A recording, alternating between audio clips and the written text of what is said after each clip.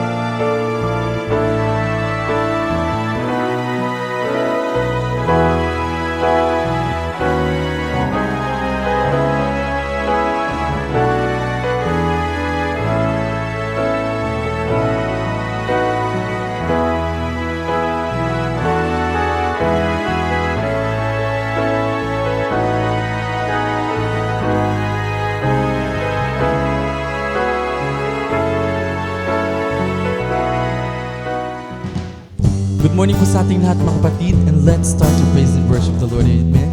Open our hearts, open our soul to God. Come on.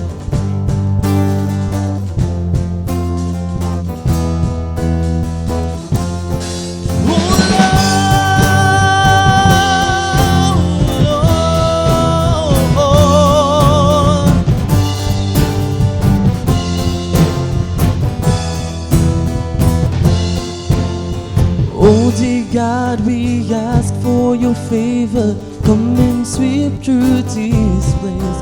Oh, we desire you. I just wanna be with you, be where you are, dwell in your presence, oh God. Oh, I want to walk with you.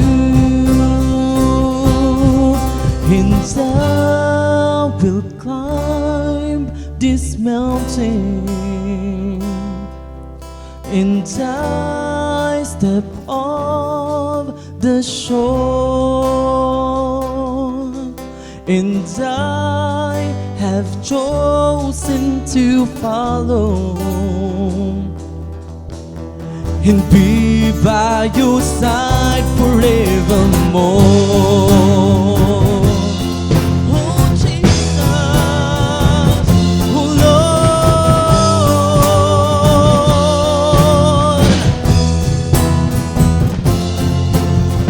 Tell me what you want me to do, Lord God. Tell me what you want for my life. It is yours, oh God. It is yours. Do your will, have your way. Be Lord God in this place. Oh, I want your will to be done, yeah. And I will climb this mountain, and I step off the shore, and I have chosen to follow and be by your side forevermore. And I will climb this mountain, and I step off the shore, and I have chosen to follow and be by your side forevermore. Come on! And I will climb this mountain, and I step off the shore, and I have chosen to follow and be by your side forevermore.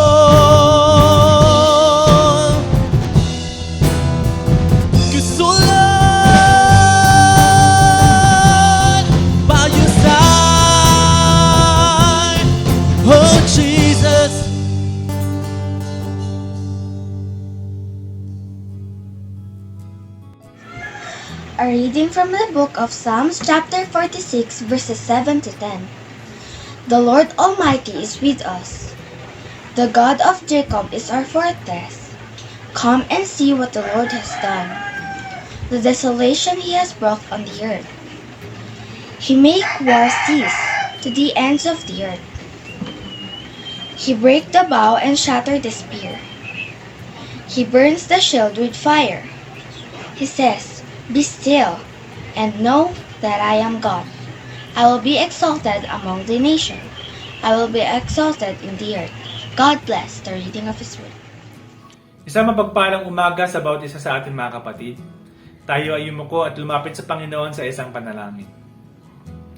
Dakila at mapagpalang Diyos, pinupuri at sinasamba ka namin. Salamat Lord sa panibagong araw at linggo na iyong pinagkaloob upang kami ay magkatipon-tipong muli upang sambahin at purihin ka. Salamat Panginoon sa iyong guidance, protection and provision sa bawat isa sa amin. Linisin at patawarin mo kami, Lord, sa mga nagawa namin pagkakasala, sa mga naisip, nagawa at nasabi namin hindi naging kalugod-lugod sa inyong harapan. Linisin mo ang aming mga puso at isipan upang maging karapat-dapat kaming humarap sa inyong presensya ngayong araw na ito. Ihanda mo, Lord, ang aming puso at isip ng bawat isa sa amin, sa aming pagpupuri, pagsamba at pakikinig ng iyo pong salita. Gabayan mo, Lord God, yung mga taong gagamitin mo para sa iyong gawain sa araw na ito.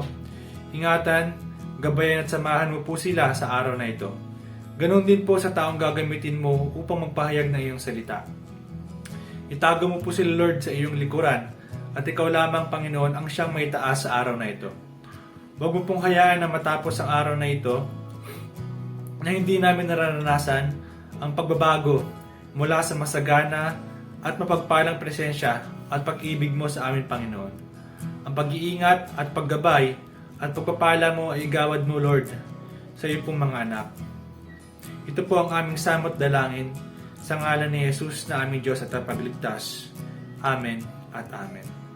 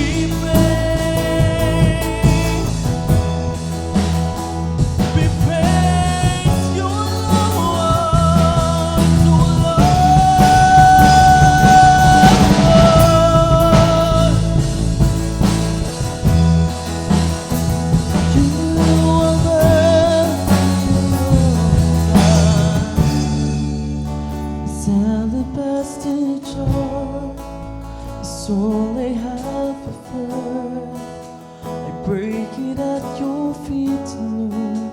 It's less than you deserve. You're far more beautiful, more precious than the oil, the sum of my desires and the fullness of my joy. Like you spilled your blood, I spill my heart as an offering to my King.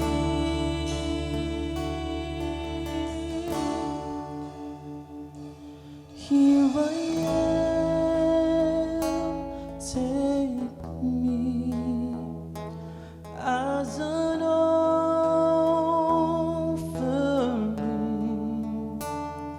Here I am, giving every heartbeat for your glory. Take me.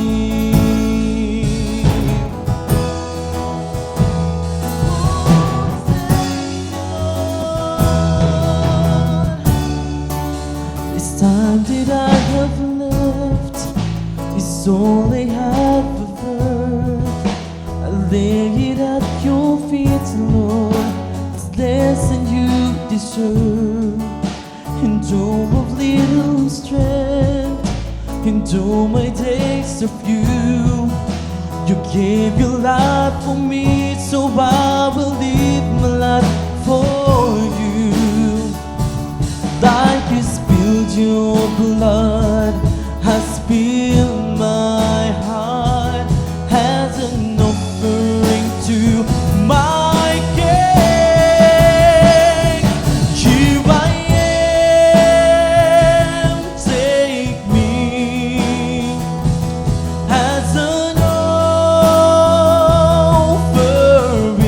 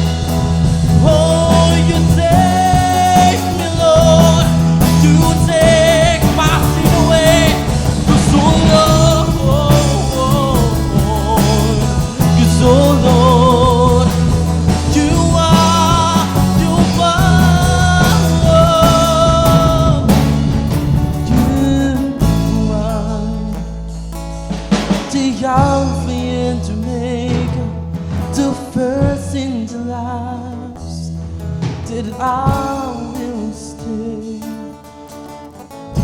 to glory and honor beyond till Lord, time and time. So Lord God.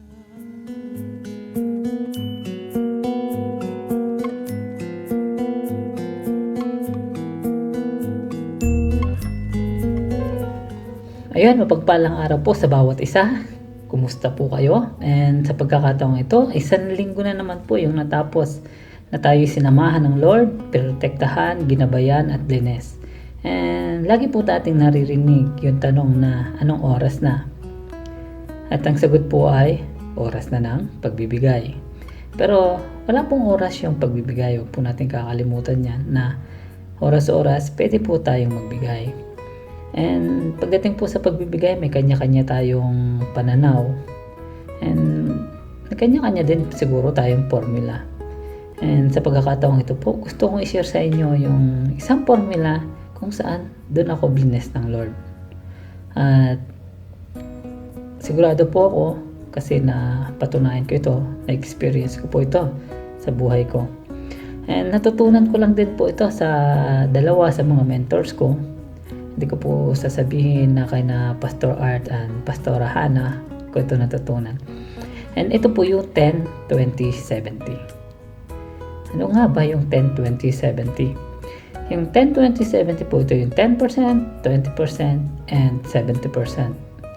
Sa 10% po, ito po yung tithes natin. Yan po yung kailangan nating unahin kahit anong mangyari. Huwag na huwag po natin pakikialaman yan kasi hindi po yan sa atin. And alam naman po natin na hindi natin pwedeng pakialaman yung hindi sa atin. And lalo na para po sa Lord yan, 10%. And nasa Bible po ito sa Malaki 3:10. Ang gasgas na verse na simula pa noon and tagal na natin naririnig na kailangan natin ibigay yung ikasampung bahagi ng kita natin para may magamit sa tahanan ng Lord. And maging si Jacob po, si Jacob nangako po siya na ibibigay niya yung ikasampung bahagi ng kanyang kikitain ng lahat ng bagay na magkakaroon siya, ibabalik niya ito sa Panginoon. And nasa Genesis 28:22 po yan. And maging si Abraham, nagbigay din po siya ng kanyang tithes. And kung sasabihin niyo po na baka nung unang panahon lang yan, ng lumang tipan lang yan, and huwag po natin kakalimutan na sabi po sa Matthew 5:17 ng Panginoong Hesus ay pumarito hindi para i-abolish yung law, pagkos para ipulpil ang mga ito. Ibig sabihin po, hindi pa rin po tinatanggal yung tithes. And ikalawa po, ito po yung 20%. Ito po yung para sa atin. Savings. Kailangan po natin mag-save. And kung tatanungin nyo, kailangan po talaga natin mag-save. Ang liit na nga ng sahod ko. Ano pang isi-save ko? Binigay ko na nga yung 10%. Kailangan po talaga natin, especially naranasan po natin yung dumaan nitong pandemic. Kung wala po tayong savings, medyo mahirap po yung pamumuhay natin. And isa pa po, during the time na mangangailangan tayo sa panahon po ngayon, mahirap nang mangutang at mahirap na rin magpautang. Kasi yung mga nagpapautang po sa panahon ngayon is nawalan na ng pera, nawalan pa ng kaibigan kasi nagtago na. Kaya mahalaga po yung 20% savings. And depende po sa inyo, basta kailangan nyo pong mag-save. And ito lang po yung formula na natutunan ko, 20%. And kung tatanungin nyo po ako kung biblical itong savings, yes, huwag nyo pong kakaliputan na Jesus saves. And sinave po tayo ng Lord. Binigay niya nga yung kanyang buhay para sa atin, para sa makasalanan na tulad natin, para lang masave tayo. So important po yung savings talaga. And kung maalala nyo rin po sa Genesis, I think 41 yung about dun sa 7 years na taghirap, 7 years na tagsagana at 7 years na taghirap, na yung nag-ipon po sila sa panahon ng 7 taon na kasaganaan ay nag-save sila na nag-save, kaya may nagamit po sila at sumobra pa pagdating sa panahon ng 7 taon na taghirap naman. So, kailangan po talaga nating mag-save. And then, dadako po tayo sa 70%. Dito po sa 70%, dito po natin kukunin yung mga gastusin natin. Andyan yung pambayad sa kuryente, sa tubig, sa bahay, or kung ano pa ang nais mong bayaran or kailangan mong bayaran. And then, nandito din po yung ating offering or love offering.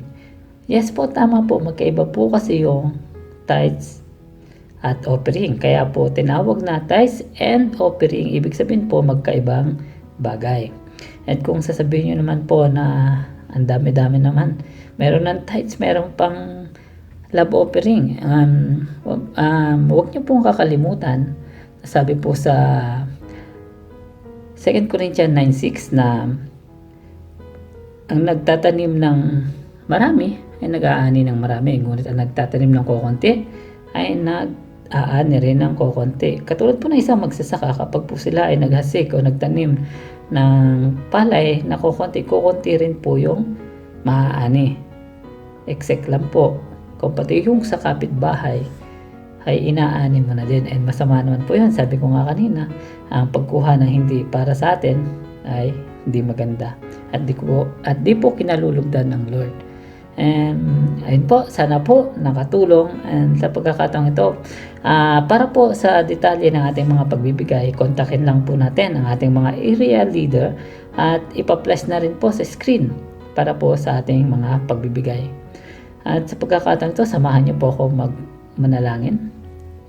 Yes, Panginoon, maraming salamat po sa pagkakataong ito sapagkat meron kami yung pagkakataon na kami magbigay, Panginoon. Salamat din, Panginoon, sa patuloy mong paghipo sa puso at isip ng bawat isa upang kami magbigay, Panginoon. Salamat din, Panginoon, sapagkat ikaw naman po talaga yung unang nagbigay. Lahat po ng meron kami ay galing sa iyo, Panginoon, at sa iyo lamang ito, Panginoon. Kaya at tulungan mo po kami at disiplina po kami, Panginoon, na maibalik po namin ang para sa iyo. Maraming salamat po at sa iyo po na ipinagkakatiwala ang mga pagbibigay na ito. Nawa magamit namin ito sa kalalaganan pa ng iyong salita. At dalangin ko po, Panginoon, na patuloy mong hipuin yung puso at isip ng bawat isa patungkol sa pagbibigay. Maraming salamat po ulit sa mga pangyarihang pangalan mo, Panginoon Jesus. Amen. Ayan, salamat mga kapatid and God bless.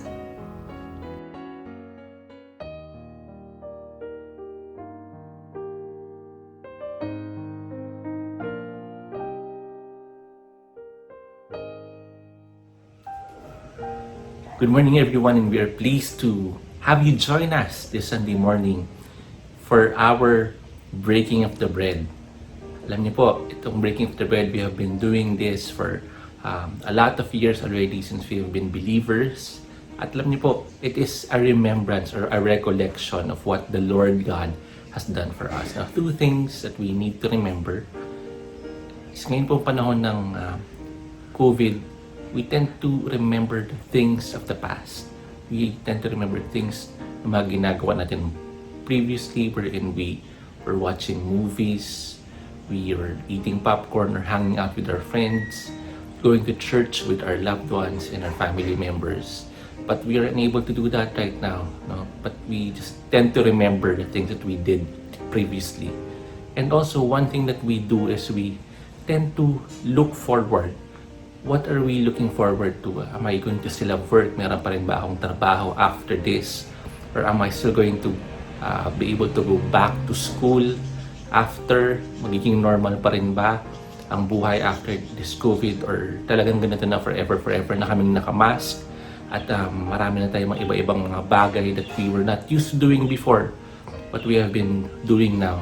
Alam niyo po, it says here also in the Bible that there are two things that we need to remember. First, we need to remember and to look back what God has done for us, and also we need to look forward to what the Lord Jesus Christ is going to do for us. At ngayon nga pong umagang ito, no, allow me to encourage each and every one of you na kumuha na po tayo ng ating pong elements.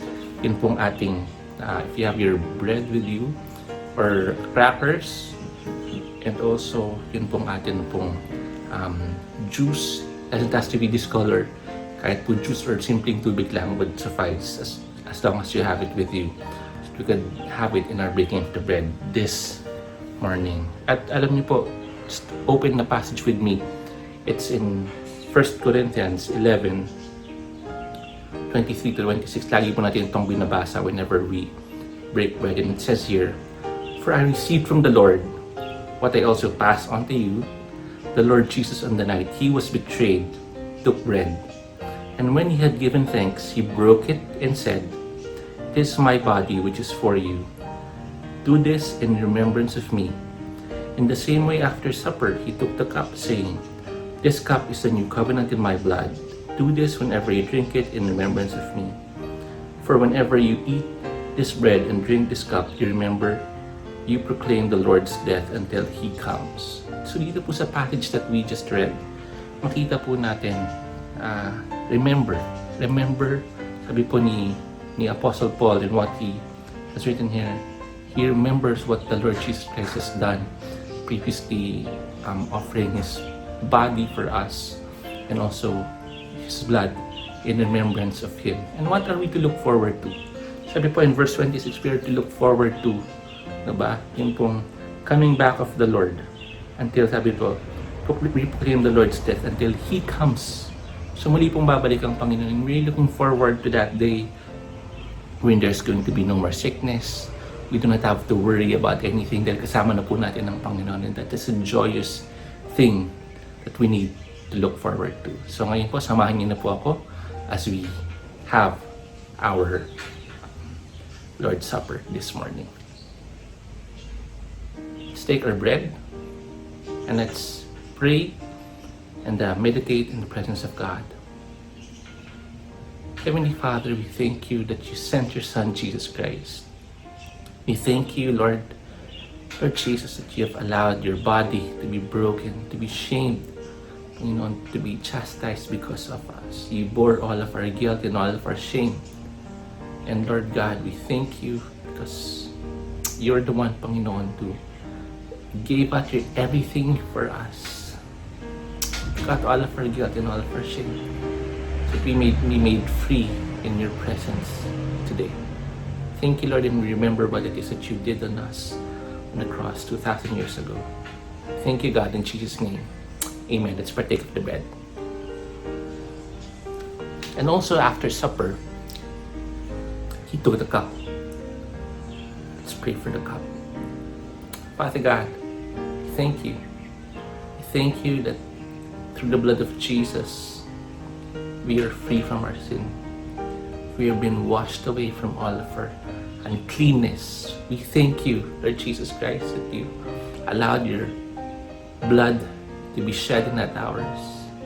Lord, without the shedding of the blood, there is no remission of our sins, and we thank you for that. Thank you that we are able to walk boldly and claim your promises to be true because you have promised and you have delivered, oh God. Thank you so much, and we bless your name today. In Jesus' name. Amen. Let's partake of the juice.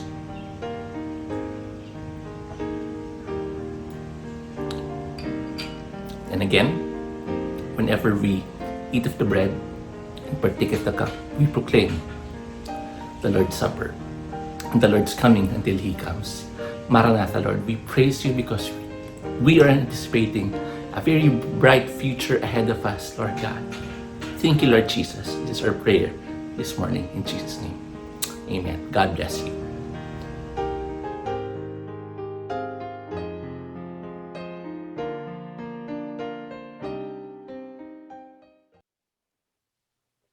Magandang umaga po sa ating lahat, mga kapatid. Ngayon po ay unang araw ng buwan ng Agosto at sabi nga nila, ilang tulog na lang, no? Burn months na naman ulit. Maririnig na naman natin si Jose Marichan na andyan na naman po sa ating mga pintuan at kumakato.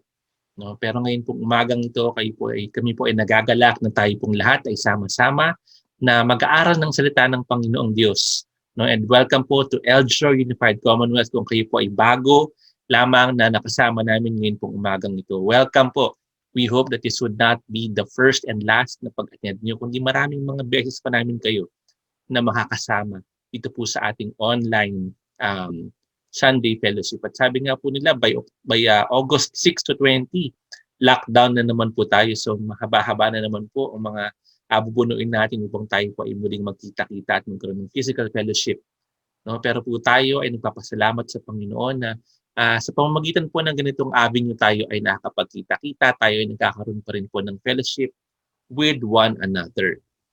No? At alam naman po natin, kung kayo po ay hindi nakapanood nung pong ating last series, na kung napakaganda po, panuurin nyo, balikan nyo po yung atin pong mga topics from the first up to yung huli po natin last week, yung atin pong journey of faith na kung saan nalaman po natin ang papaano pong tinawag ng Panginoon si Abraham, kung papaano pong siya ay kinausap at sa pamamagitan po ng kanyang mga paglalakbay ay patuloy po nakasakasama niya ang Panginoon. At ngayon naman pong umagang ito, no, sabi nga po lang last week po tayo ay nagtapos sa ating pong journey of faith. Tayo po ay naka-series break ngayon, no, pero ang title po ng ating pong mensahe ngayong umagang ito is The Journey Continues. No, patuloy lang po ang journey. No, para po ba ang kanino ang journey nito? No, para po sa ating lahat na kapatid. No, kayo po ba ay nakaranas na ng mga pagsubok sa inyo pong mga buhay? No, alam ko lahat po tayo diyan ay hindi po immune, no, sa mga pagsubok na dumaraan sa atin pong mga buhay. At isa na nga po dyan, ito po, kilalang-kilala natin. Alam ko na, kita nyo na po sa news. No, ito po si Hidilyn Diaz.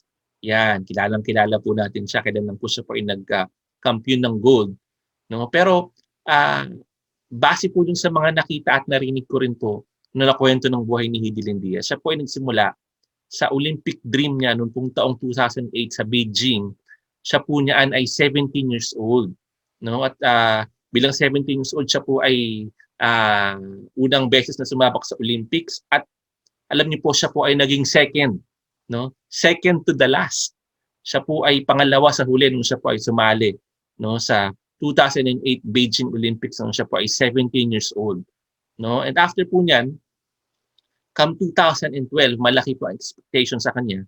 Siya po ay naging flag bearer natin ng Philippines, no, sa Olympics, at siya po ay yun nga nagwagayway ng atin pong flag, no, at nung siya po ay sumabak na sa competition, lo and behold, siya po ay panghuli. No, bakit po siya panghuli? Kasi siya po ay nagkaroon po ng marka na DNF, o kung tawagin po nila is did not finish. Ibig sabihin po, dun sa kanya pong 3 attempts na i-race, no, yun po 119 kilograms ay hindi niya po nakaya. No, kaya siya po ay hindi nakatapos at nakakuha ng marka na DNF. No, siya po ay nakakuha ng failing mark. No, hindi po niya nabuhat yung dapat niyang buhatin. At alam niyo rin po noon pong taong namang pong 2014, no, come Asian Games, malungkot na malungkot po ito dahil hindi po siya, no, kumbaga hindi po siya nakapasok doon po sa Asian Games, at talaga namang malungkot na malungkot po itong si Hidilyn Diaz during that time, to the point daw po na siya ay kumuha na ng American passport, no, pupunta na siya ng abroad, at sabi niya parang gusto nang iwanan yung kanya pong dream ng weightlifting, pero siya po ay nakumbinsi, no, ng kanya pong mga supporters at mga handlers during that time, nabigyan pa po ng pagkakataon ng kanyang sarili, no. And lo and behold, yun nga pong 2016, alam naman po natin na siya po ay nagkamit nun pong silver medal natin in weightlifting, no. At tuwang-tuwa po ang bansang Pilipinas dahil sa napakahaba pong panahon, no, after po ng pagkapanalo din ni Onyok Velasco, siya na po yung sumunod na nagkaroon po ng medalya, no. At siya lamang po yung may medalya during that time na nakabalik here in the Philippines, no. At masayang-masaya po siya. Pero alam naman po natin na noong 2019,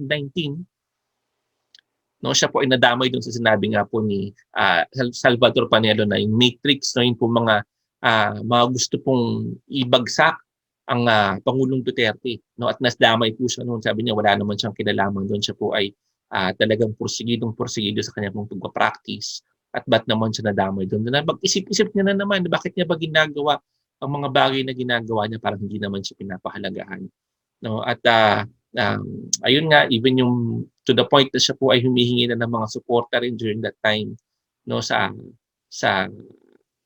pamahalaan at sa mga iba po tao pang siya po ay suportahan, no, para po sa kampanya, para po sa Olympics. At alam naman po natin, no, na ito kung kailan lang siya po ay nanalo ng gintong medalya. Ayan, yan po siya. Yan po yung buhat niya ng 227, I believe, no, yun pong 127 po kilograms sa kanya pong binuhat. Hindi niya daw po mabuhat-buhat dati yan, no, nung siya po ay nagpa-practice. Pero siguro po because of adrenaline and because of yun nga pong cheer at yun pong kumpiyansa ng mga tao ay siya po ay nagtagumpay. No, at alam naman po natin na ngayon ang dami na pong gusto na sumuporta sa kanya. Ang dami na po na gustong magbigay ngayon ng kumbaga endorsements, no? At siya po ang kauna-unahan natin in almost 100 years. Sumali po tayo sa Olympics taong 1924 at ito po ang kauna-unahan nating gintong medalya, and our prayer is that masundan pa po ang ating pong mga gintong medalya in the coming days, no? No, so ayan po ang buhay ni Hidelin Diaz, no, na our first ever gold medalist. Ngayon pong umagang ito pag-uusapan naman natin ng buhay po ng isang tao. Ito po ay walang iba po kundi si Jacob, no? Ito po ay apo ni Abraham. At alam niyo po, naabutan niya pa pong buhay. No, si Abraham, kung bubuksan niyo po ang niyo pong Bible, makikita niyo po na namatay ang kanyang lolo, no, at around 175 years old. No, pinanganak po si Isaac, no, ang kanyang tatay si Abraham ay 100 years old, no. Siya po ay nagkaroon ng anak sa edad na 60, no. So noong mga panahon po na namatay ang kanilang pong lolo, si Abraham ay malamang naabutan niya pa ito sila Jacob at si Esau, yun po magkapatid, anak po ni Isaac, no. Ano naman po ang significance ng buhay po ni Jacob, no? Alam naman po natin, nagkaroon nga po, napag-aralan natin in our journey of faith na kung paano tinawag ng Lord si Abraham. Pero alam naman po natin na kagaya rin po ni Abraham, hindi po ibig sabihin, no, na porkit si Abraham at si Isaac ay nakaranas, no, nun pong pagkatagpo ng Panginoon sa kanila ay automatic na ito po ay mapapasa sa kanila pong mga salinlahi. Hindi po, no? Alam po natin na sabi nga po yung kwento ni Jacob, no, siya po ay nasisinapupunan pa ng kanyang ina ni Rebecca, no. Sabi para daw po meron nag-aaway, no, na doon sa sinapupunan ni Rebecca, to the point na siya ay nag-inquire sa Panginoon. At sinabi ng Lord sa kanya, no, na merong dalawa na nagtutunggali sa iyong sinapupunan, no, and that the older will serve the younger. So yun na po ang sinabi ng Panginoon. Even bago pa ipanganak ito pong si Jacob, at alam naman natin na kahit nung pinanganak daw po si Jacob, no, nung lumabas na po si Esau, ay hinawakan niya pa yung heel, no, ng kanya pong kapatid, at parang gusto niyang siya pa ang mauna, no. So kaya doon po nanggaling ang kanya pong pangalan na Jacob. Ayan. Pero makikita po natin in Hebrews, samahan niyo po kasi pagbasa in Hebrews 11:21. No, ito po ay sa New Testament. Makita natin, sabi po dito, by faith Jacob, when dying, blessed each of the sons of Joseph, bowing in worship over the head of his staff.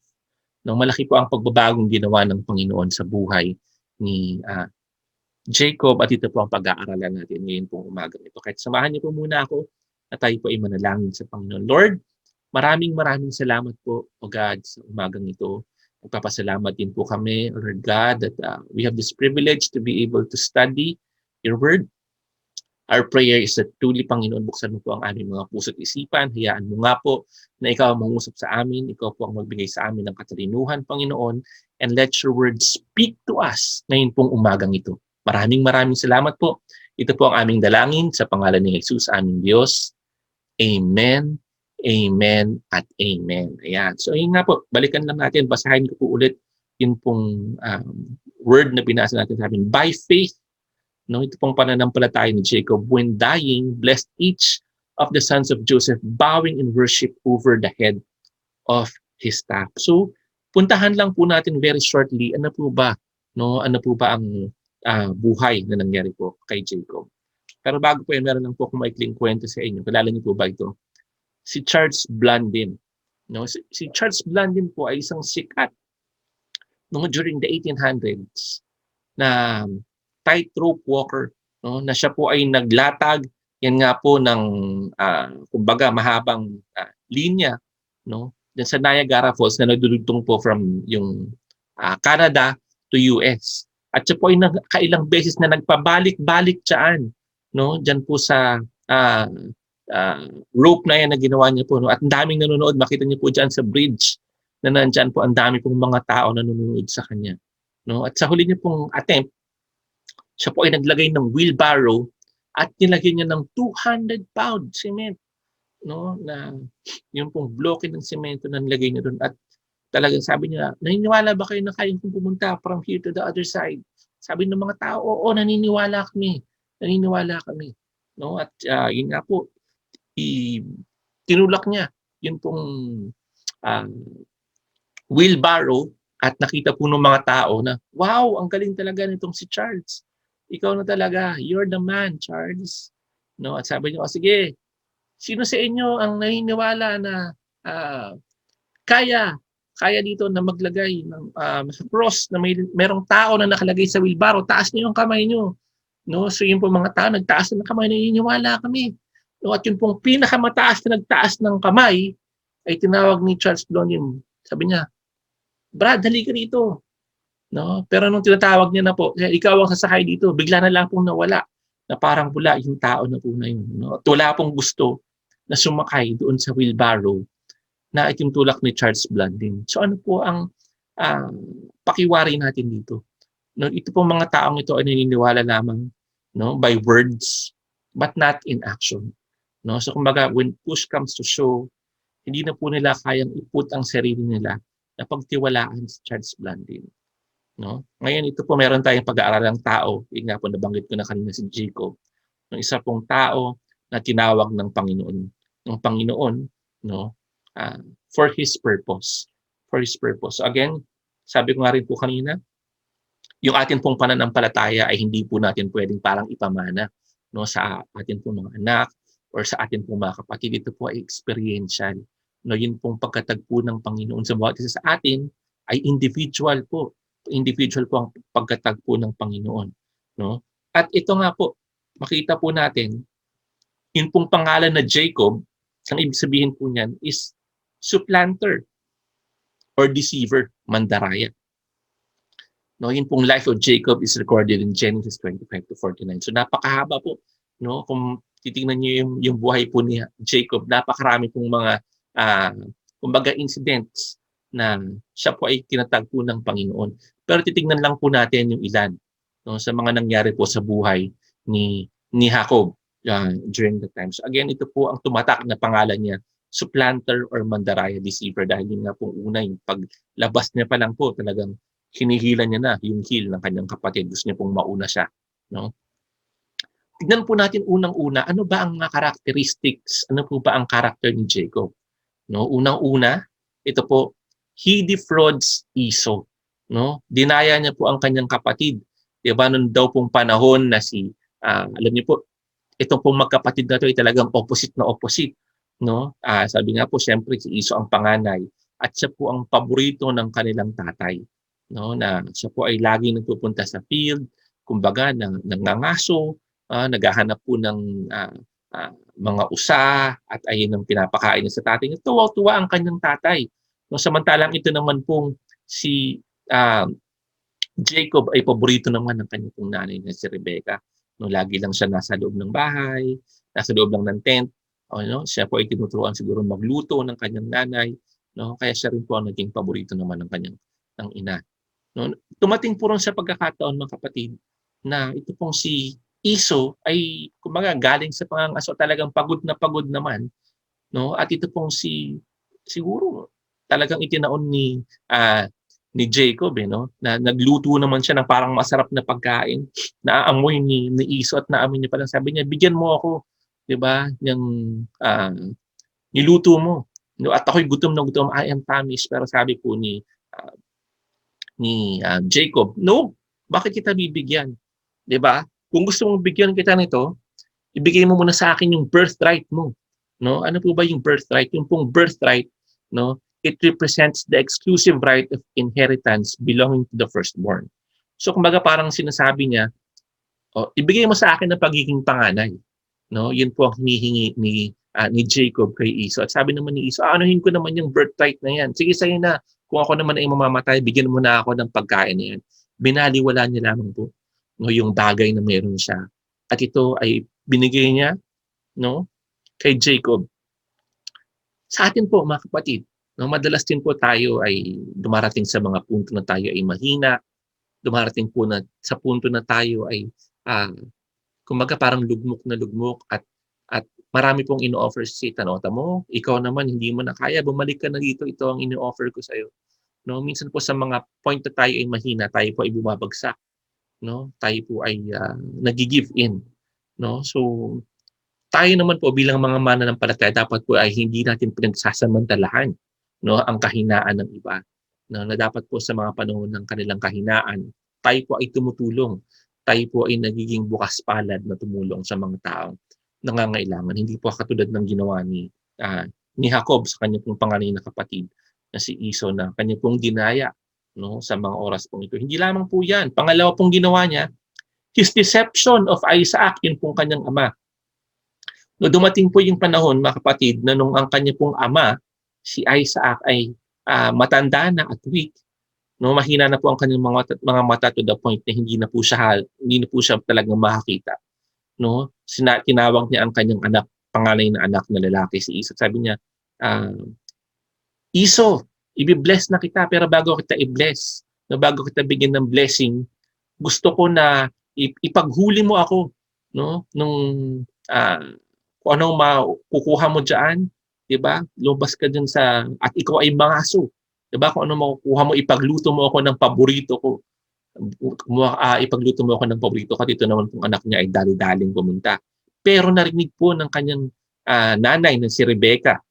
Kaya ang ginawa po ni Rebecca at that time, no, sinabi niya naman kay Isaac, yun pong narinig niya, na sinabi ni Isaac, no, kay Esau. Kaya sabi po niya kay Jacob, Jacob, bilis, kumuha ka ng goat diyan, no? Katayin niyo at ipagluluto ko ang tatay mo, no, ng paborito niyang pagkain. At isuot mo, ito, yung suot ni Esau, no, para ikaw ay talaga namang hindi mapagkamalang tatay mo na ikaw, no, at mapagkamalang kanyang ikaw si Esau. No, at maglagay tayo nung nilagyan niya po nung hair, ito po yung sa kanyang mga sabi po si Jacob ay makinis, no, kaya nilagyan po siya ng parang balahibo paging dito po sa kanya pong neck, no, at ito po ay ginawa niya, no, siya po ay sumunod, no, sa kanya pong ina, no. So makikita po natin yung pong deception na ginawa niya po kay Isaac. At tinanong siya ni Isaac, sabi niya nung tinawag niya, sinabi ni Isaac sa kanya, "Tay, dito na po ako, meron na po akong dala-dala na pagkain para sa inyo galing dun sa akin pong paghahunting." Nung narinig ni Isaac, sabi niya parang boses ni Isaac, ni Jacob ito, no? Pero sabi niya, "Halika rito, anak." Hinawakan niya. Pero damit parang ito naman amoy naman ni Esau, no? Sabi niya, "Sige, bakit mabilis ka nakarating?" Sabi niya, ginamit niya ang pangalan ng Panginoon. "Ako po ay binless, no, ng Panginoon mo. Kaya madali akong nakahuli at nakabalik dito at nabigay ko sa inyo kaagad ng pagkain." O, 'di ba? So ginamit niya pa ang pangalan ng Panginoon, 'di ba? At ayun nga po, siya ay talagang nag-lie sa kanya pong tatay upang dayain, upang makuha niya ang blessing na hindi po dapat para sa kanya kundi para po sa kanyang kapatid na si Esau. At nung dumating nga po si Esau doon, no, nalaman niya yung ginawa ng kanyang kapatid at sabi niya, siya po ay nag-isip na patayin na ang kanyang kapatid. Sabi niya, total matanda na ang aking ama, malapit nang mamatay. No, siguro ito pong naglalaro sa isip ni Esau during that time, no, na papatayin ko itong kapatid ko na ito pagka namatay na aking ama dahil sa mga ginawa niyang pangdaraya sa akin at sa pagkukuha ng blessing na dapat ay sa akin. Nang ito po ay narinig ng kanilang ina, kaya siya po ay pinapunta, no, pinaalis po ng kanilang nanay, kinausap din siya ni Isaac upang pumunta po siya doon sa kanya pong tiyo na si Laban, no. At doon naman po during po doon sa time na yun na pinapunta po siya ng kanya pong mga magulang, no, doon sa place po ni Laban, hindi niya po mapagkakaila na una-una siya po ay nagkasala, no, sa kanya pong kapatid, sa kanya pong ama, at hindi lamang po doon, kundi siya po ay nag-sin against God.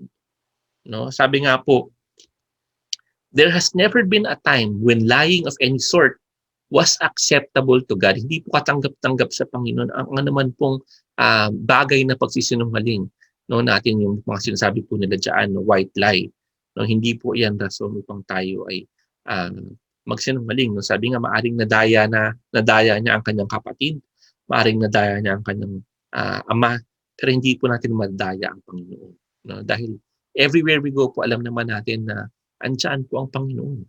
No? And alam niyo rin po, ewan ko kung ito po ay naramdaman niyo rin, na kapag ikaw po ay nagkasala, talaga namang kinukonvict ka ng conscience mo to the point na minsan hindi ka na makatulog.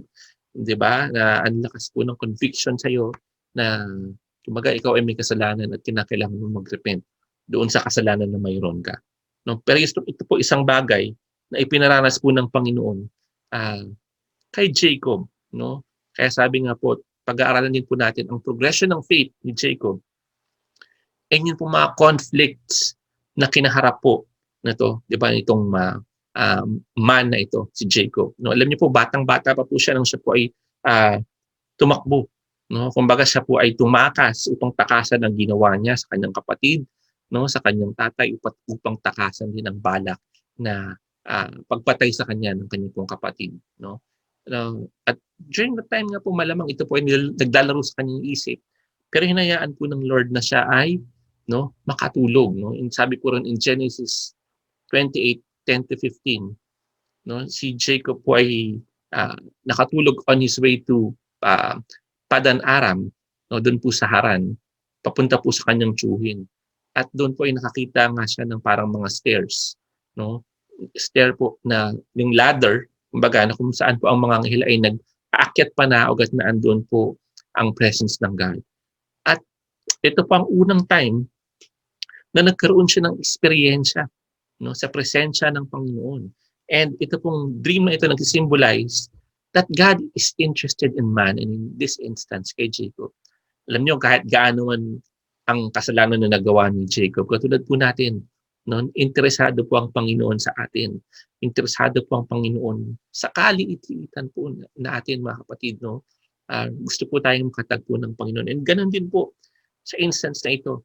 Gustong katagpuin ng Panginoon ito pong si Jacob, ito pong deceiver na ito pong supplanter na ito. And gusto po ng Panginoon to have fellowship. Sabi nga po, ito po yung panahon na gusto ng Panginoon for His presence to be with us. Gusto ng Panginoon na katagpuin, na magkaroon ng fellowship sa taong ito na kinakusap niyo po si Jacob. And God also renews the Messianic promise. Ano po yung Messianic promise? Sinabi niya doon po kila Abraham, kay Isaac, at ito po binabanggit na ngayon kay Jacob, that through you, many nations would be blessed. No? Ito po ang pinangako ng Panginoon kay Abraham. Sinabi niya rin kay Isaac, at ito po ngayon binabanggit niya na kay Jacob. At sa pamamagitan po nito, mga kapatid, ito po yung first-hand experience ni Jacob sa presensya ng Panginoon. And I believe na ito po ay naging cause upang mabago ang buhay.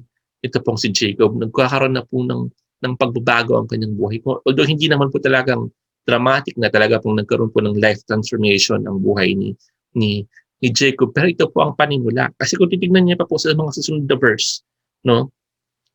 In Genesis 28:20-21, sabi po ni Jacob, then Jacob made a vow saying, if, conditional po ito, if God will be with me and will keep me in this way that I go, and will give me bread to eat and clothing to wear, so that I come again to my father's house in peace, then the Lord shall be my God. Nakita niyo po, napaka-conditional, no? Na kumbaga napaka-makasarili na kung gagawin ito ng Panginoon, ako ay gagabayan niya, no? Ako ay bibigyan niya ng pagkain ng ganito at hahayaan na makabalik muli, no? Siya ay magiging aking Diyos. Conditional pa po yung sinabi ni Jacob. Pero meron po siyang magandang sinabi dito po in verse 22. And sabi niya po rin ni Jacob, and the stone which I have set up for a pillar shall be God's house. Ito po ay sa lugar ng Bethel during that time. And of all that you give me, I will give a full tenth to you. No, so ito po ay walang pilitan, hindi po siya wala pong sinabi na ang Panginoon sa kanya na pinakailangan mong bigay ng tithe sa akin. Ngunit ito po ay bukal sa puso na binanggit ni Jacob no, during that time. At alam naman po natin, no, na meron po mga conflict na nangyari sa buhay po ni Jacob nang siya po ay nagpunta doon sa lugar ng kanya pong tiyuhin na si Laban. No, nung siya nga po ay nagpunta roon, nakita niya si Rachel na napakaganda. No, nandoon po nag-feed ng kanya pong isang pastora.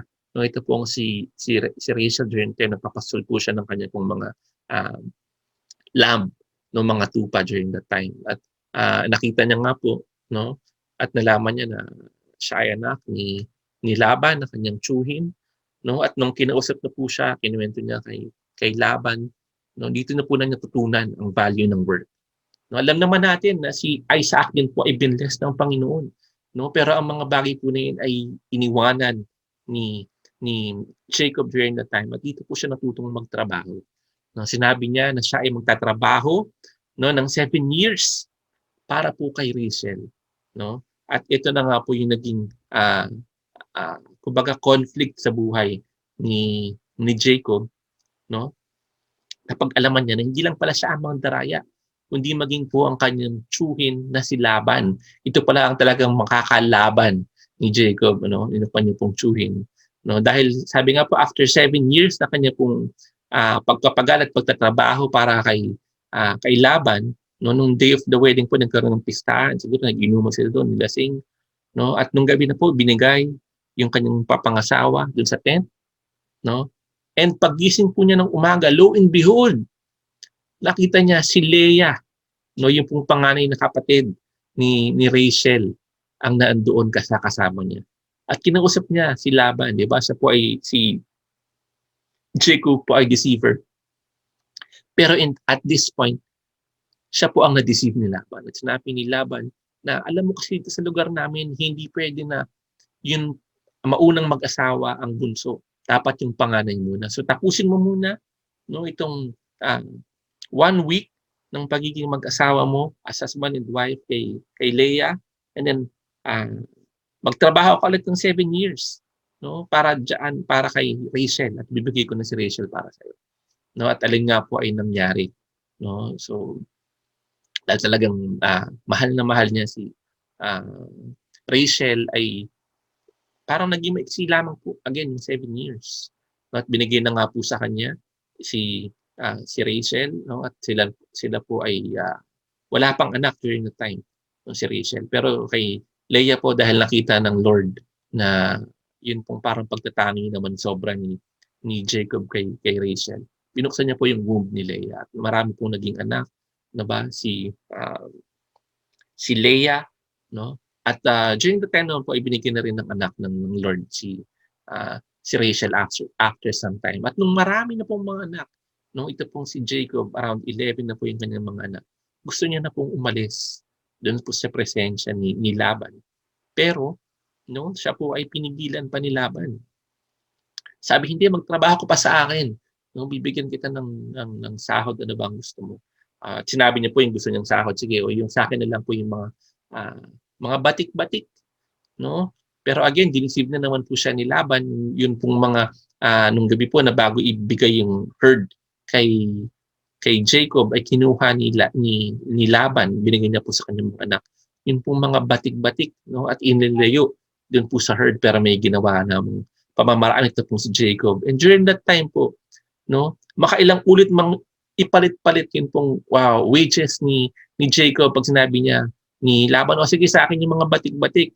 Hindi naging batik-batik yung mga lumalabas na anak nun pong kanyang mga herd na pupunta kay Jacob. To the point na talaga naman pong binless na si Jacob exceedingly ng Panginoon dahil nasa kanya po ang presensya ng Panginoon.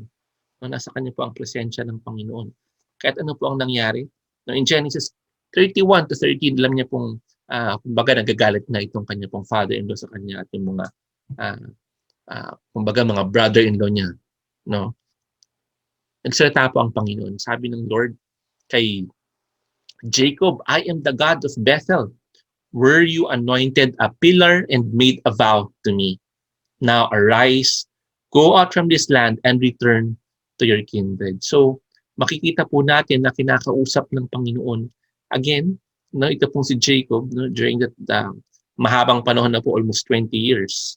No, kinausap po ng Panginoon si Jacob to go, no? At siya ay bumalik doon at ibinalik po ng Panginoon. Sabi niya, I am the God of Bethel, where you anointed a pillar and made a vow to me. No, so siya po ay pinapapalik ng Panginoon. Alam naman natin na nangyari. Again, meron naman pong conflict na nangyari kay Jacob. Dinala niya ang kanya pong buong pamilya at siya po ay pinursue ng kanya pong father-in-law na si Laban. No? Pero maganda po rito, kinausap ng Panginoon si Laban during the night before, bago po sila magkaharap ni Jacob. At sinabi niya, mag-ingat ka sa sasabihin mo kay Jacob, no? In either saying good or bad to him. No? So dahil siya po ay kinausap ng Panginoon, no? Tinanong nilang si Jacob, bakit mo nagawa ito sa akin? No, bakit mo hinayaan na mga anak ko 'yan, yung mga anak mo ay parang anak ko na rin, kumbaga yun ang sinabi ni Laban. Sabi niya wala man lang bang pamumaalam na nangyari, 'di ba? Ganyan, no? Pero in the end po pinakita ng Lord again yung kanyang saving grace sa buhay ni Jacob.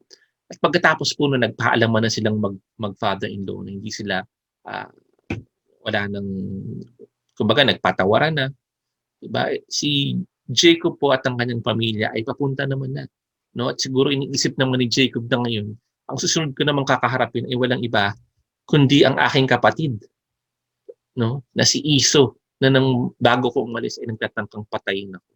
Pero alam niyo po during the time, buhay pa rin po ang kanilang ama, no? Si Isaac ay buhay pa rin po during this time. At si Jacob nga po ay nagpe-prepare na i-meet ang kanyang kapatid. Pero siya po ay nangusap sa Panginoon at sinabi niya siya ay natatakot. No? Siya ay natatakot sa kanyang kapatid. At kumbaga nagpauna pa nga siya ng kanyang pong mga servants during that time upang bigyan ng tribute ang kanyang pong kapatid. Kumbaga upang para bang pampadulas niya. No? Para po siya ay dahan-dahan or kahit paunti ay ma-accept ng kanyang kapatid. Dahil ito pong si Iso ay meron 400 na soldiers na kasama niya. No? During that time. Kaya alam naman ni Jacob na napaka-powerful na itong kapatid ko na ito. Baka ibalik niya na naman. Yun pong nangyari sa amin. Yun nangyari sa amin before. No, yung panglolokong ginawa ko sa kanya. Yung pang-aagaw ko ng birthright. Yung pag-agaw ko ng blessing. Yun pong muukil-kil sa usap ni Jacob during that time. Pero ito po yung pinaka kumbagang highlight ng pong pagkatagpo ng Panginoon kay Jacob. Ano po ito? In Genesis 32:24-28, makita po natin sabi dyan, and Jacob was left alone. No? Siya po ay naiwang mag-isa. Alam niyo po minsan sa buhay natin, sa mga punto po na tayo ay tahimik at mag-isa, doon po tayo pinakausap ng Panginoon. No? At ito po ang time na kinausap ng Panginoon si Jacob, and a man wrestled with him until the breaking of the day.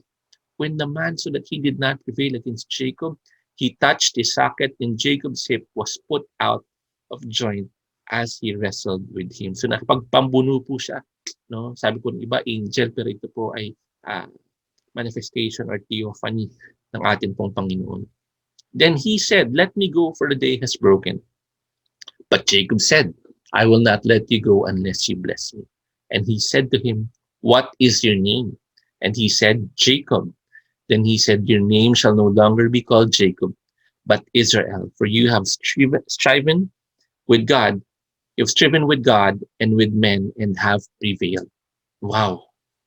Napakaganda po nito dahil sa time po na talagang si Jacob ay feeling niya siya po ay alone, siya po ay walang makakasama, no? Siya ay kumbaga at the mercy ng kanyang kapatid, no, kinatagpo siya ng Panginoon at kumbaga nakipagpuno-pambuno po siya, no, at siya ay nagtagumpay, no. Inalaw po ng Panginoon ng bagay na ito, no. Sabi nga po kahit na siya ay kumbaga pipilay-pilay na during that time, no, meron na po siyang limp na dahil sa ginawa ng Lord sa kanya, hindi pa rin po siya nag-let go, no. Inano niya sa kanya, unless you bless me, no, I will not let you go. Yun po yung pangako na gusto niyang kasama ang Panginoon. At binago po ng Panginoon ang pangalan ni Jacob na katulad po ng pagbabago ng pangalan na ginawa ng Lord. From Abram diba? To Abraham. From Sarai to Sarah. At ito naman po, from Jacob, isang dating manloloko, isang dating supplanter, no? Manggagancho. Ito na ang pangalan mo ngayon, Israel, because you have striven with God and with men and have prevailed. Ano po ba ang sabihin ng Israel? Ang salita pong Israel, ito po ang unang instance na makita natin, ito po ay na-mention sa Bible in this story, no? In Genesis. Sabi po dyan, Israel means Prince of God or prevailer with God. No, the purpose of this name change indicated a working relationship with God by the people of God. Na kumbaga hinayaan po ng Panginoon na si ah, Jacob ay talagang mag-humble, no, ng kanya pong sarili at makita niya na kung wala po ang presensya ng Panginoon Diyos, no, wala din po siya. At alam naman po natin dito po sa kwentong ito, mga kapatid, no, na napaka-significant po nito dahil siya po ay nakipagpambuno sa Panginoong Diyos, no, at hinayaan ng Panginoon. Talagang nakita ng Lord God yung kanya pong determination at yung ayaw niyang i-let go ang presensya ng Panginoon unless i-bless siya nito. Wow, napakaganda po. And eto po, pinakamahalagang progression na makikita po natin. No, you would be able to read it in the book of Genesis. No, na even po nung malapit na pong mamatay, ito pong si Jacob. And it is documented in Hebrews 11:21. Sabi po doon, by faith, Jacob, when dying, blessed each of the sons of Joseph, bowing in worship over the head of the staff. Ano po ba ang significance, mga kapatid, no? Ito pong progression ng faith na ito ni Jacob, no? At ito pong yung pagbe-bless niya sa son ni Joseph, no? At pag-bow niya pa over the head of his staff during this time. Alam niyo, ipinapakita lamang po nito, mga kapatid, na unang-una ito pong si Jacob, he left as a young man, no? Taking yung blessing na dapat ay doon sa kanyang kapatid. But this time, he is an old man and we see Jacob giving the blessing. Na siya na po ang nagbibigay ng pagpapala, no? Doon po sa kanyang mga anak at sa kanyang pong mga apo, mga anak ni Joseph during this time. And as a young man, nakita po natin na si Jacob ay nakikipagpambuno sa Panginoon. He was resting with God. And as an old man, we see the presence of Jacob worshiping at the feet of God. Nang hinabol po siya ng Panginoon, nakita niya noon na hindi niya kaya, diba? Hindi niya kaya harapin ang mga pagsubok na dumarating sa kanya. Hindi niya kayang harapin ang kanyang kapatid. Ngunit sa tulong ng Panginoon, nung nakita po sila ng kanyang kapatid na si Esau, diba siya ay nag-bow down, pero ang pong ginawa ni Esau sa kanya, siya po ay niyakap at sila ay nag-iyakan. Diba? At nagkaroon ng patawaran. At nung mamatay na nga po si Isaac, ay sabay pa silang naglibing, no, ng kanyang kapatid. At during this time po, nakita rin natin ang mga pagpapala pang ginawa sa buhay. No? Sa buhay po ni Jacob, na siya po ay tumagal pa ng napakahabang taon. Nakita niya pa ang kanyang mga apo. Napunta pa siya sa Egypt, no? At sinabi niya yung pangako niya na ayaw niyang ang kanya pong remains ay magstay lamang doon sa Egypt. At isama siya, diba, yung remains niya kapag siya ay kinuha na ng Lord at dalhin doon sa Promised Land.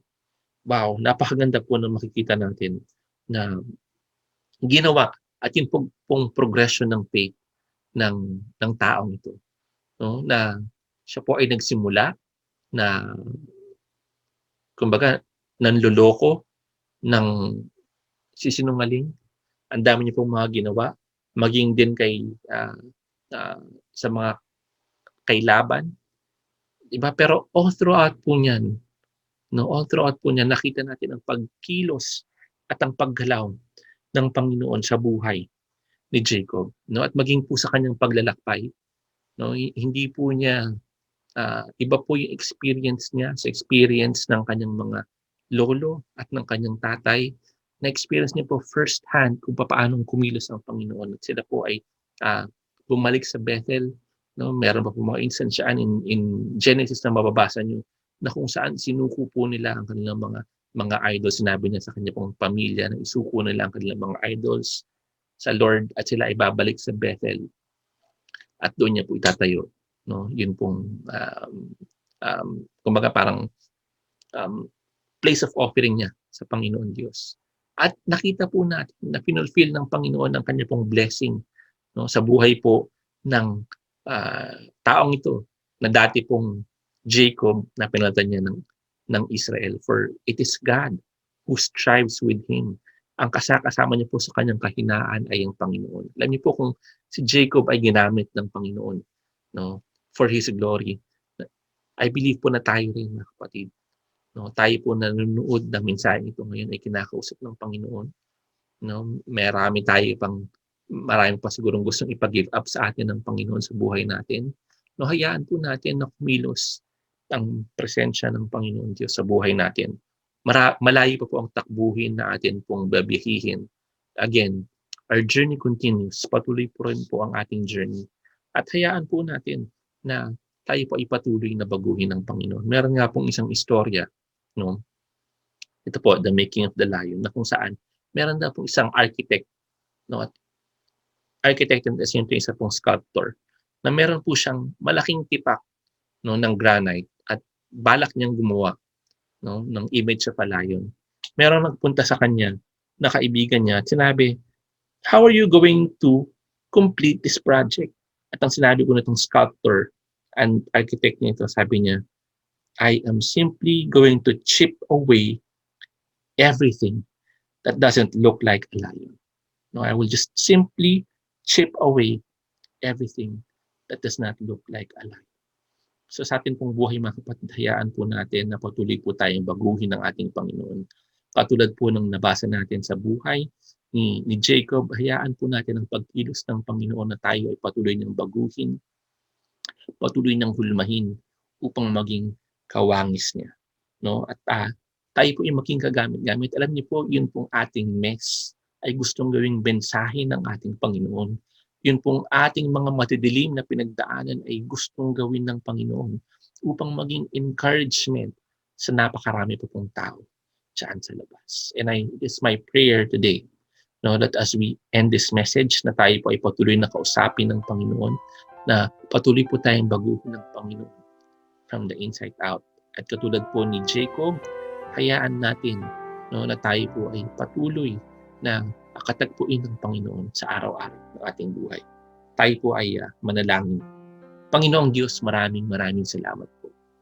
We thank you so much, Lord God, dahil alam po namin that without you, Panginoon Diyos, we are nothing.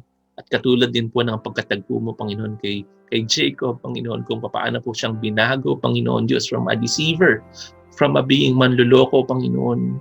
Kami rin po ay baguhin mo, Panginoon Diyos. Kami rin po ay patuloy mong katagpuin. At hayaan mo nga po na masumpungan ka namin, Panginoon. Matapos namin ang takbuhin namin, Panginoon.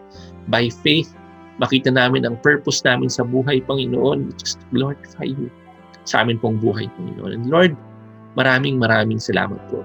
Again, we thank you and we bless you today. This is our prayer. In Jesus' name. Amen. Amen. At maging katulad po tayo ng inihulma, no, ng pong sculptor na ito. Maging po tayong leon na ganyan. At hayaan po natin ang pagkilos ng Panginoon sa buhay natin. Dahil again, our journey continues. Ayan po. At ngayon naman pong umagang ito, no, bago po tayo magtapos, meron lang po akong iiwan sa inyo na katanungan. Ang katanungan po natin ay ito po. Ano ang isang bagay na maaari kong gawin upang lumago ang aking pananampalataya sa Panginoon? Again, ano ang isang bagay na maaari kong gawin upang lumago ang aking pananampalataya sa Panginoon?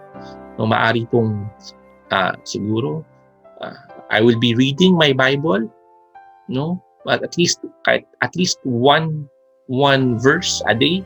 Kung hindi mo kaya ng isang chapter, I would be praying bago ko umalis ng bahay, or I would be reading daily bread, or I will be a part of a Connect group. Maaari mo pong gawin yan. Kung hindi ka pa kaparte ng Connect group, just talk to our leaders, or yun pong mga kakilala nyo here at Eljo, and would be happy to help you.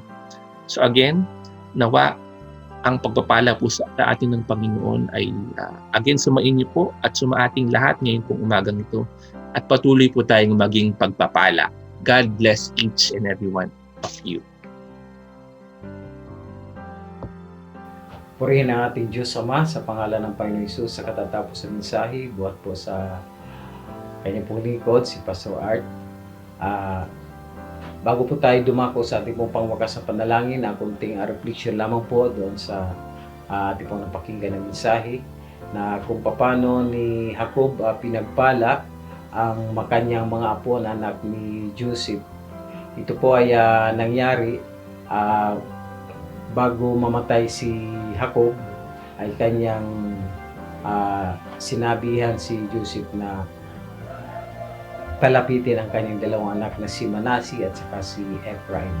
Ang panganay po na anak ni Joseph ay si Manasi at ang pangalawa ay si Ephraim. Ngayon, inilagay ni Joseph sa kanang kamay si Manasi bilang panganay at si Ephraim ay nasa kaliwa.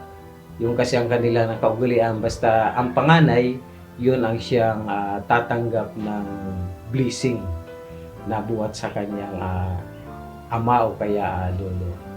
So, ang ginawa ni Joseph ay inilagay nga sa kanang kamay, bandang kanang kamay si Manase at si Ephraim dito sa kaliwang kamay. Subalit ang ginawa ni Jacob ay kanyang pinag-ikis ang kanyang kamay at ang kanyang kanang kamay ay ipinatong niya sa nakababatang kapatid na si Ephraim at sa kaliwang kamay niya ay si Manase.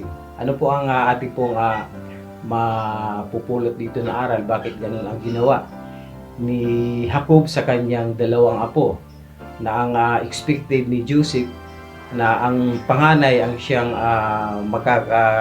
kamit ng favor ng blessing, subalit ang ginawa ni Jacob ay yung favor na blessing na para sa panganay ay kanyang ibinigay sa nakababatang kapatid. So ganito po yung mga kapatid, isang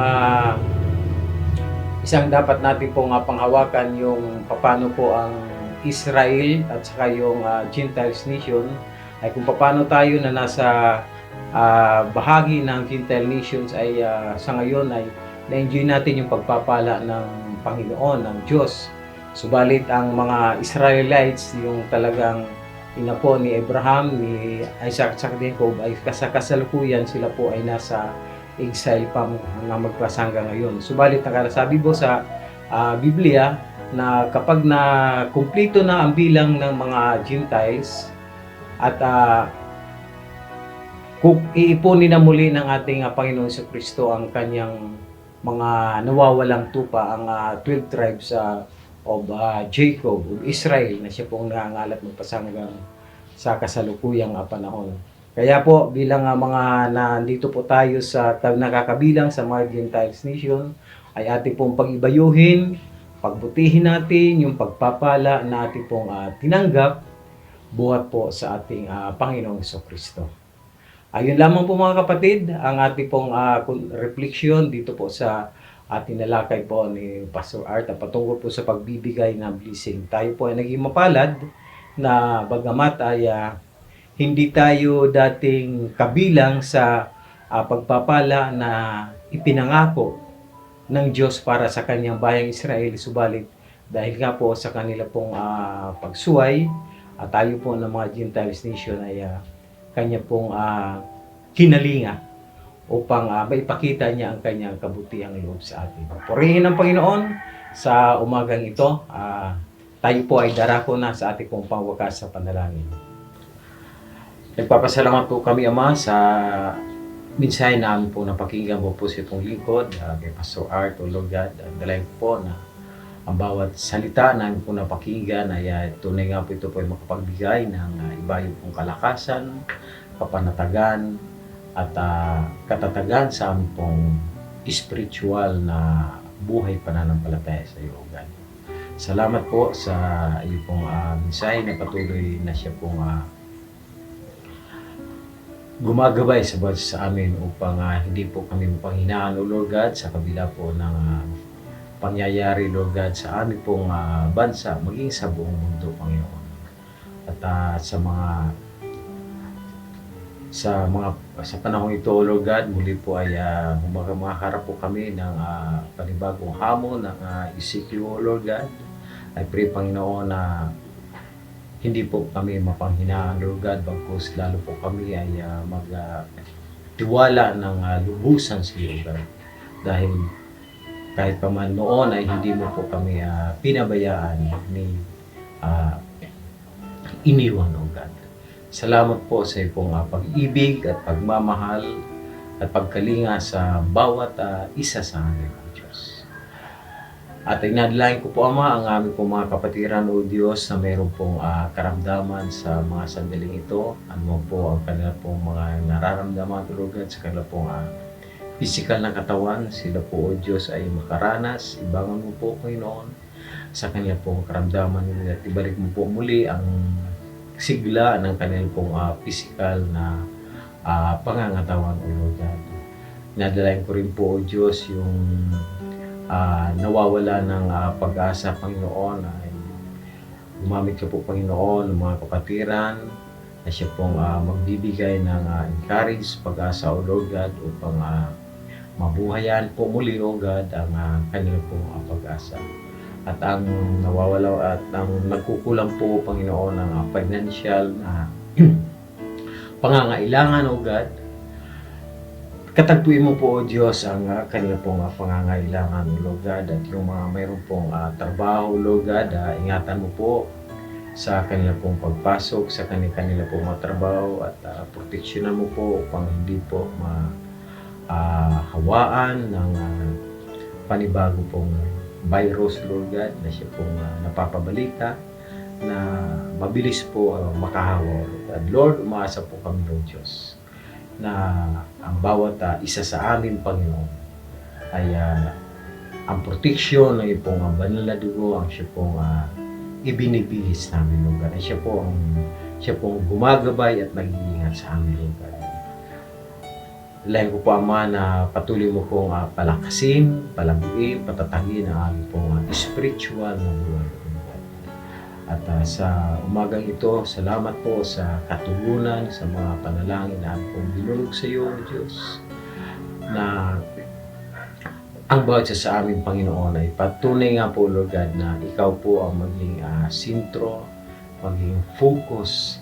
Ikaw po ang siya pong mabigyan namin ng kapurihan, kalatian sa aming pong buhay nito. Maraming salamat po sa aming pong pansamantalang pag-iwalay sa umagang ito. Sa iyo po ang kapurihan at ang kalatian na sa makapangyarihang pangalan ng Panginoong Jesucristo at sa pagpatnubay ng Banal na Espiritu. Ito po ang aming samot dalangin. Amen at amen. Mga kapatid, dito po nagwawakas ang ating pong pananambahan sa umagang ito sa pangalan ng Panginoon Hesus. Amen. Amen. God bless you all, mga kapatid.